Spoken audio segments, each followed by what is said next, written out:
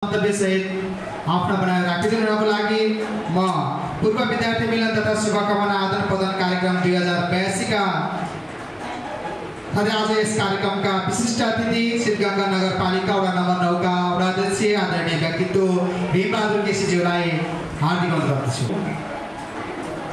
अहिले यो समय परिस्थिति अनुसार यो धेरै शुभकामना मन्तव्य दिएको पनि कसैले राम्रो मान्ने कसैले नराम्रो मान्ने परिस्थिति सिर्जना भएको छ। सुरुमा हामी थोरै थियौँ, बिचमा अलि धेरै भयौँ, फेरि अन्तिममा थोरै हुँदै गएका छौँ र यो पूर्व वक्ता साथीहरूले पनि आफ्नो आफ्नो भनाइहरू राख्नुभयो। यी यस्ता कार्यक्रममा अलिकति परिमार्जन गरेर जाँदा राम्रो होला। अब हामीलाई पनि अप्ठ्यारो महसुस अघि न धर्मराज गुरुले भनेर जानुभयो, हाम्रो चेलाहरू अगाडि बस्नु भएको छ भन्नुभयो। हाम्रो पनि अप्ठ्यारो गुरुहरू अगाडि बसेर हामी चेलाहरू पनि माथि आएर बस्दा पदीय दायित्वले बस्ने कुरा एउटा रह्यो नै, तैपनि गुरुहरू तल बस्ने चेलाहरू माथि बस्दा कहीँ न कहीँ त आफैले नै असर नै भएको जस्तो महसुस फिलिङ हुने। त्यसो भएको नाताले यस्ता कार्यक्रम यसो गोलमेल सम्मेलनमा गरेर गर्दा पनि राम्रै हुन्छ। यो आएको टिमलाई मैले विशेष सुझावसहित आफ्नो भनाइ राख्न चाहन्छु।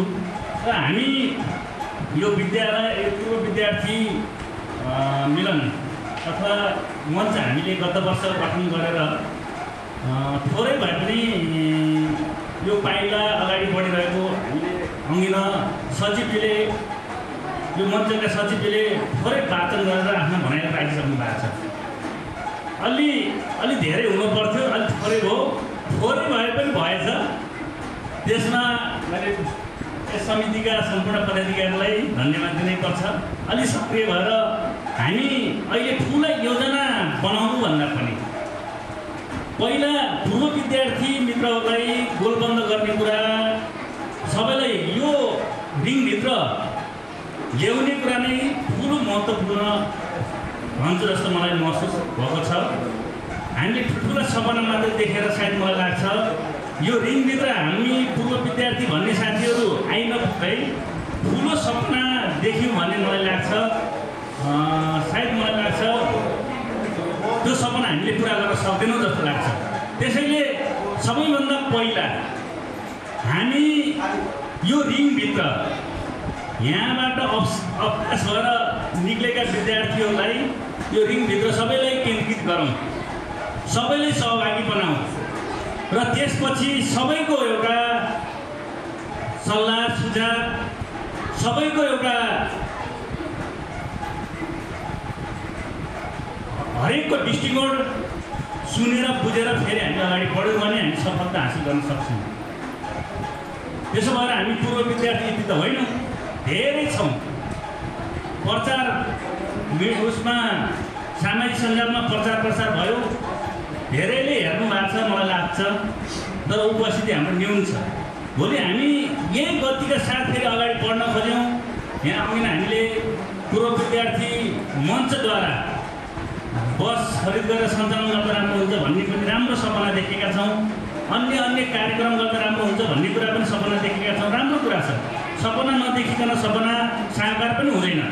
त्यसैले मैले सबैभन्दा यो सपना साकार बनाउनको निम्ति सबै टोल बस्तीमा छरेर रहेका हाम्रा पूर्व विद्यार्थी मित्रहरूलाई यहाँ गोलबन्द गर्ने कुरामा यो समिति लागोस्, मैले विशेष सुझावसहित आफ्नो भनाइ राख्न चाहन्छु। त्यसै गरी अब हामी यो पूर्व विद्यार्थी मञ्चलाई विकसित गर्दै लानुपर्छ।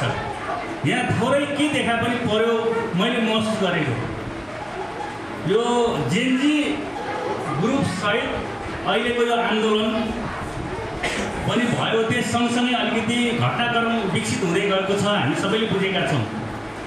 हाम्रो अगाडि यो जेनजी समूहकै आन्दोलनको नेतृत्व गर्ने केही भाइहरू पनि उपस्थित हुनुहुन्थ्यो, तर हाम्रो के आशा लाग्थ्यो भने उहाँहरूको पनि केही सुझाव सल्लाह हामी सुन्न पाउँछौँ जस्तो लाग्थ्यो, तर उहाँहरू उठेर हिँड्नुभयो।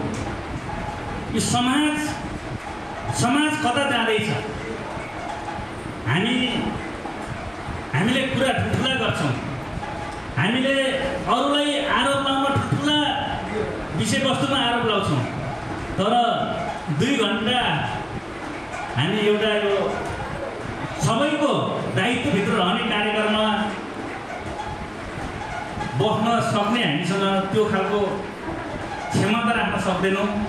त्यो राम्रो साइड होइन। त्यो कहीँ न कहीँ एउटा खालको फरक देखियो। म ती भाइ साथीहरू आउनुभएको थियो, उहाँहरूलाई पनि विशेष जोड दिन चाहन्छु। हामी अरूलाई शब्दश्राप हालेर मात्र यो देश परिवर्तन हुँदैन, अरूको आलोचना गरेर मात्र यो देश परिवर्तन हुँदैन। अहिले हामीले यो पछिल्लो चरण अधिकारका कुराहरू धेरै सिकायौँ। अधिकारको निम्ति हिजो 10 वर्ष जनयुद्ध सुरु भयो, 62-63 को जनआन्दोलन भयो, विभिन्न मधेस आन्दोलन भए, विभिन्न जातीय आन्दोलन भए, क्षेत्रीय आन्दोलन भए, हरेक खालको आन्दोलन भए अधिकारको निम्ति। तर हामीले एउटा विषय, फर्किएको विषय, कर्तव्यको विषयमा हामीले कहीँ पनि त्यो अध्ययनदेखि लिएर कुनै खालको हाम्रो कर्तव्य के हो भन्ने विषयमा कहीँ पठन पाठन गराएनौँ। कर्तव्य भन्ने कुरा हामीले सिङको पनि हामीले सम्झेनौँ। त्यसो हुँदा अहिले यो पछिल्लो चरण जुन खालको एउटा देखा परिराखेको छ, कोही पूर्वतिर दोगुन्ने, कोही पश्चिमतिर, कोही उत्तर, भनौँ न जुन खालको समाजमा एउटा देखा परिरहेको छ, यही केही न केही अवशेष हुन् कि जस्तो मलाई लाग्छ। त्यसो भएर हामीले अधिकारको कुरा मात्रै नगरौँ, हामीले कर्तव्यको कुरा पनि सोचौँ।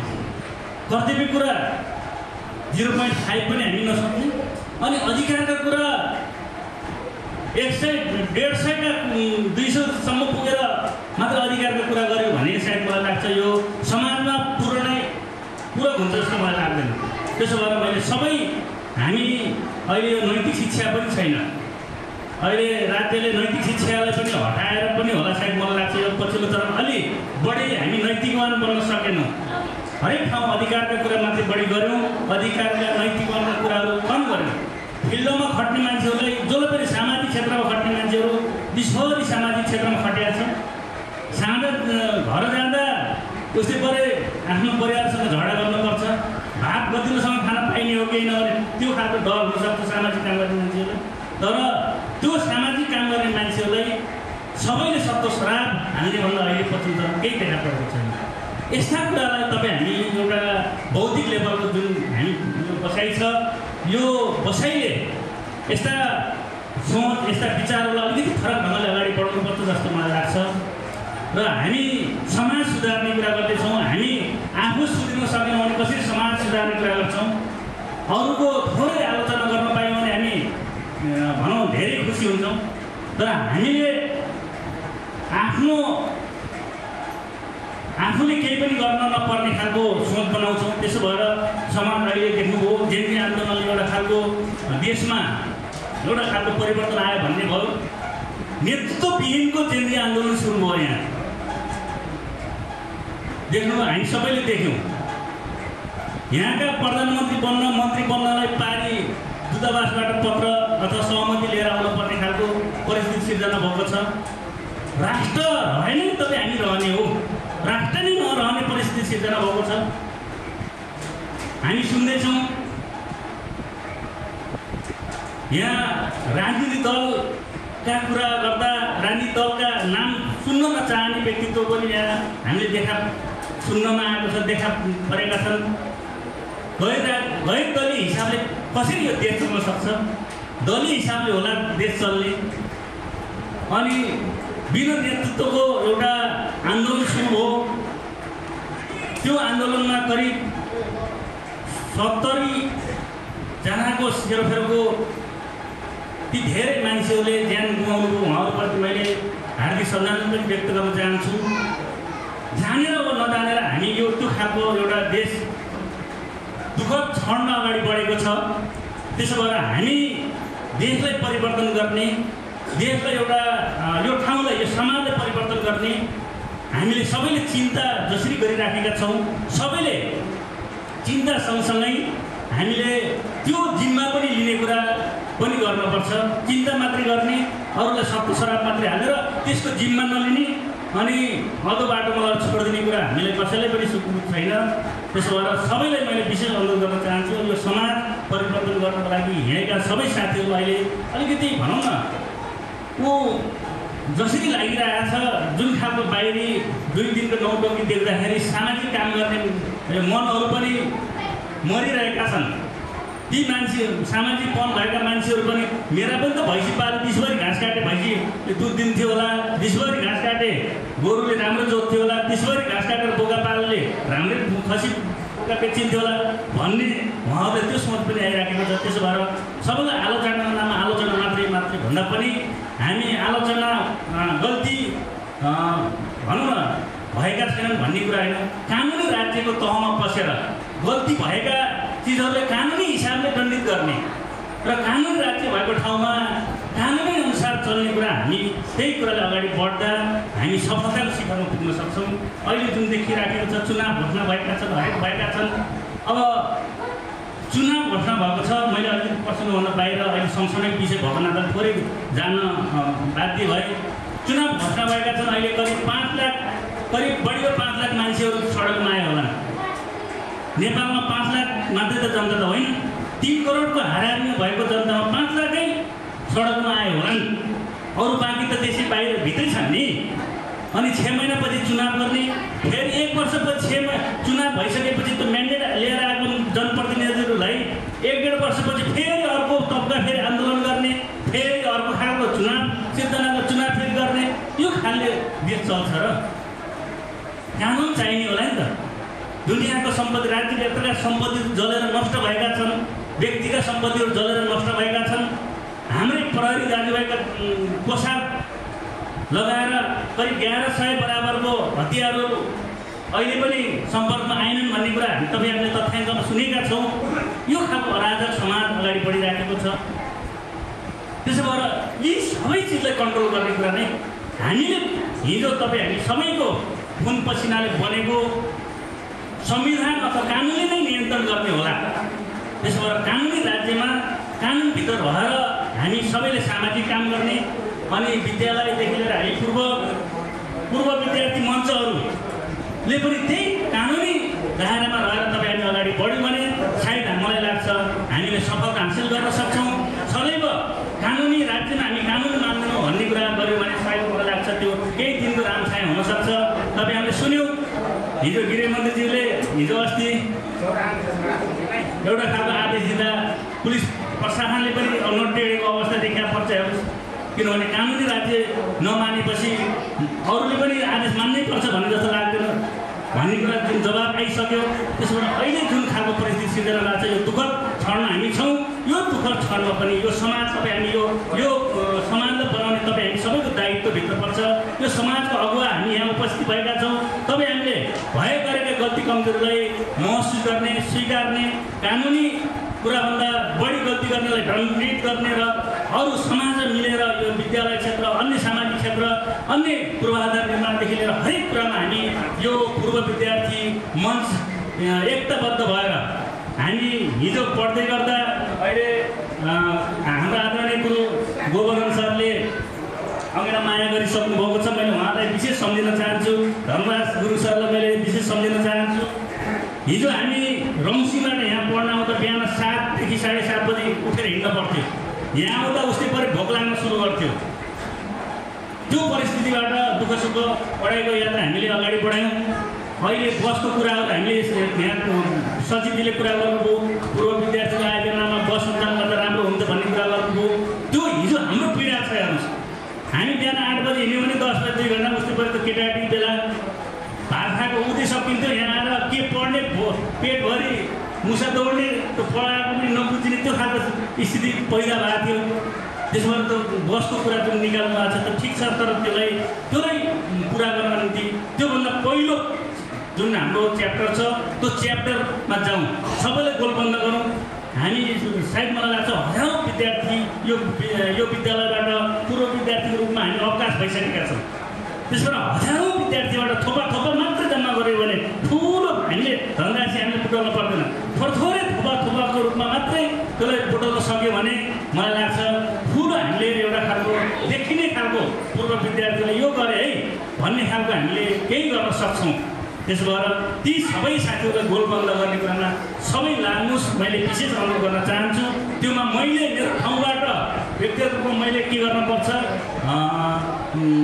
मेरो भागमा परेको कुराहरूमा समितिका साथीहरूले सल्लाहकारको रूपमा पनि हामीले राख्नु भएको छ। मैले उहाँहरूलाई विशेष धन्यवाद दिन चाहन्छु। र हाम्रो तर्फबाट हामीले के भूमिका निर्वाह गर्नुपर्छ, यो विद्यालयको निम्ति हाम्रो कर्मा सर यही हुनुहुन्छ।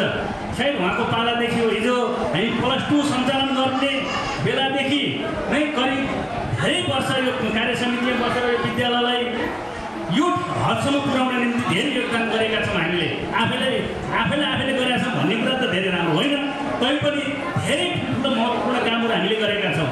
र फेरि पनि यो विद्यालयको हितको निम्ति हामीले गर्नुपर्ने कुराहरू फ्याँकिलो दिल बनाएर मैले यहाँका कार्य समितिका साथीहरू, पूर्व विद्यार्थी कार्य समितिका साथीहरू, विद्यालय व्यवस्थापन समितिका साथी पदाधिकारी साथी लगायत विद्यालयका शिक्षक मित्रहरूलाई विशेष अनुरोध के गर्न चाहन्छु भने हामीले सानो ढुकुरको छाती जस्तो नगरौँ। यो जनता मावि कालाकाटे भनेको ठुलो हात्तीको मुटुभन्दा ठुलो बनाऊ, सबैलाई समेट्ने काम गरौँ। यो विद्यालयलाई यहाँसम्म पुर्याउनको निम्ति पूर्वमा नयाँ बस्तीदेखि खारघाट जोगडादेखि धानखोला रङसिङ, पश्चिममा बजार जेठान गाउँदेखि लिएर गोबडियासम्म, उत्तरमा भालुङदेखि पर लालमटिया लगायतको यो क्षेत्रको समुदायको खुन पसिना सबै श्रमले यहाँसम्म यो गर्न सफल भएको छ भने अहिले तपाईँले सानो मुटु नबनाउनुहोस् प्लिज। मैले विशेष बनाउनु भन्दैन, ठुलो मुटु बनाउनुहोस्, प्रायः सोच बनाउनुहोस्, सबैलाई सहभागी बनाउने कोसिस गरौँ। सानो सोच बनाएर सानो कसै उपस्थित हुँदा केही आलोचना गरिहाल्छ कि भन्ने मान्यता राखेर यो विद्यालयमा उपस्थिति हुनबाट वञ्चित गराउनेदेखि लिएर हरेक कुराबाट सानो नबनाओस्, ठुलो मुटु बनाएर अगाडि बढौँ। यो सबैको केन्द्र, यो क्षेत्रको सबैको केन्द्र कपिलवस्तु, अर्घाखाँची, दाङको केन्द्रको शैक्षिक केन्द्रको रूपमा यो संस्था अगाडि बढेको छ। र हामी सबैलाई आशा भरोसाको केन्द्र पनि यो बनेको छ शैक्षिक हिसाबले। त्यसो भएर मैले सबैले फ्याँकिलो दिल बनाएर अगाडि बढौँ र हाम्रो तर्फबाट गर्नुपर्ने हाम्रो काम कर्तव्य के रहन्छ हामीले भनिदिनु होला। हामी चाहिँ आफ्नो काम कर्तव्यप्रति पूर्ण वफादार भएर अगाडि सबभन्दा अगाडि प्रतिबद्ध जाहेर गर्न चाहन्छु। र यो धेरै समय लिनुभन्दा पनि आज गुरुहरू यहाँ उपस्थित हुनुभयो, मलाई खुसी लाग्छ। यहाँ औपचारिक कार्यक्रम भएर गुरुसँग यहाँ नजिक अहिले परेन, एकछिनपछि औपचारिक कार्यक्रम भयो भने गुरुसँग नजिक पर्ने यसो मेसो मिलाउन खोजिराखेका छौँ। त्यसो भएको नाताले गुरुलाई जुन देख्न पाइयो एउटा भनौँ न यो मिलनको कार्यक्रमले जुन सबै पुराना हामीलाई जुन तकनक सिकाउन जुन प्रयास गरिदिनु भयो, हिजो माया गरेर अहिले उहाँहरूको अगाडि आएर हामी भनौँ न हामीलाई अगाडि बस्ने सरहरूले त्यहाँ बस्दा हामीलाई पनि अप्ठ्यारो फिलिङ भयो भने अघि नै भनिरहेको थियो, सर बाहिर जानुभएको थियो। यो खालको परिस्थिति सिर्जना हुँदा पनि भनौँ न हामी यहाँ सहभागी बनेका छौँ। यो खालको मिलन आगामी दिनहरूमा हामीले अहिले गत वर्षको भन्दा ठुलो काम गऱ्यौँ है भन्ने खालको मान्यता राख्ने गरी तपाईँहरू अगाडि लाग्नु होला। मैले तपाईँलाई यही शुभकामना सहित सुझाव दिन चाहन्छु। र अन्तिममा अब हामी आज शुभकामना आदान प्रदानको कार्यक्रम भएको हिसाबले भर्खरै विजय दशमी हामी बिदा गरेका छौँ। अब हामीसँग तिहार आउँदैछ, छठ पर्व आउँदैछ र सबैलाई छठ तिहार सबैलाईको अवसरमा सबैलाई विशेष शुभकामना दिन चाहन्छु। उत्तरोत्तर प्रगतिको कामना गर्न चाहन्छु। सबैमा खुसी छाओस्, सबैमा धन के भन्छन् लक्ष्मीले बास गराउने सबैका घरमा, सबै घरमा खुसी छाओस् भन्दै विशेष सबैमा शुभकामना दिँदै मेरा भनाइहरू गर्न चाहन्छु। सबैमा नमस्कार साहित्य अभियान गर्दै मेरा भनाइ यही अन्त गर्न चाहन्छु। हस्।